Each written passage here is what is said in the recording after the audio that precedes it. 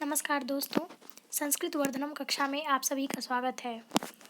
दोस्तों, इससे पहले हम लोग भर्तृहरि द्वारा रचित नीति शतक को पढ़ रहे थे और उसके क्रम में हम लोग 6 श्लोक पढ़ लिए थे। आज हम लोग इसका 7वां श्लोक पढ़ने जा रहे हैं। तो दोस्तों, इसमें 10 श्लोक तक मूर्ख पद्धति के बारे में कहा गया है। नीति शतक में भर्तृहरि ने मूर्खों के बारे में 10 श्लोक तक कहा है। तो दोस्तों, चलिए हम लोग 7वां श्लोक को देखते हैं। 7वां श्लोक है, यदा किंचित ज्ञोऽहं द्वीप इव मदान्ध संभवं तदा सर्वज्ञोऽस्मीत्य भवद्वलिप्तं मम मनः यदा किंचिद बहु बुद्धजन सकाशादवगतं तदा मूर्खोऽस्मीति ज्वर इव मदो में व्यपगतः। दोस्तों, बड़ा ही सुंदर श्लोक है ये, जिसमें मूर्खों के बारे में बहुत ही अच्छा इसमें वर्णन किया गया है। दोस्तों, इसका मतलब हिंदी हुआ कि इसमें भर्तृहरि जी ने खुद अपने बारे में बताया है, अपने को लेके दुनिया को बताया है, अपने को उदाहरण के रूप में लेकर और दुनिया को मूर्खों के बारे में बताया है। इसमें कहा है कि जब मैं थोड़ा थोड़ा समझदार हुआ तो हाथी की तरह घमंड में चूर रहने लगा।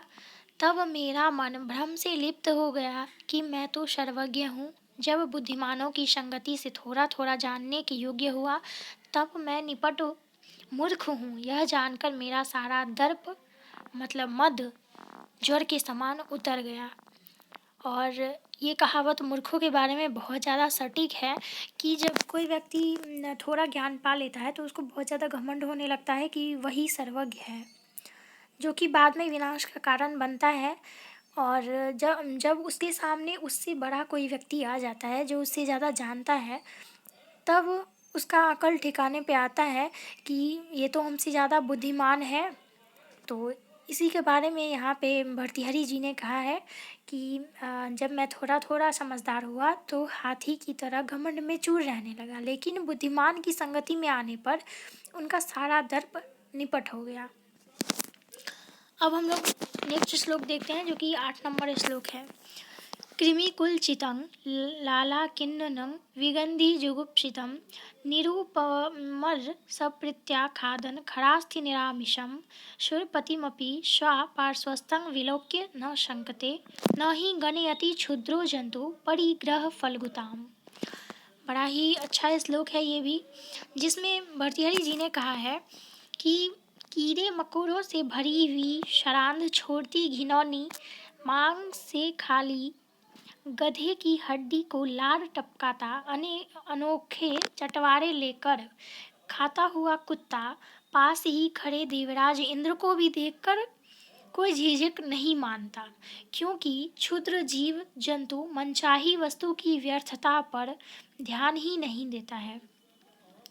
दोस्तों, भर्तृहरि के कहने का यहाँ मतलब है कि ऐसा व्यक्ति जिसके पास कुछ भी नहीं है, वो भी व्यक्ति कोई ऐसा चीज़ छुपा कर रखता है कि सामने वाला मांग ना ले।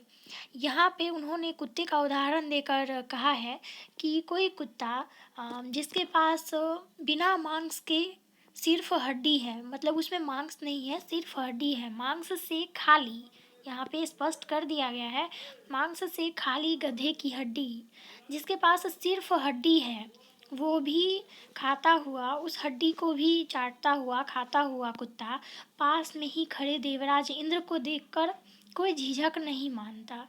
इसीलिए कहा गया है कि वो वहाँ पे खाता रहता है, उसको इस चीज़ का ये रहता है कि कहीं देवराज इंद्र हमसे मांग न ले।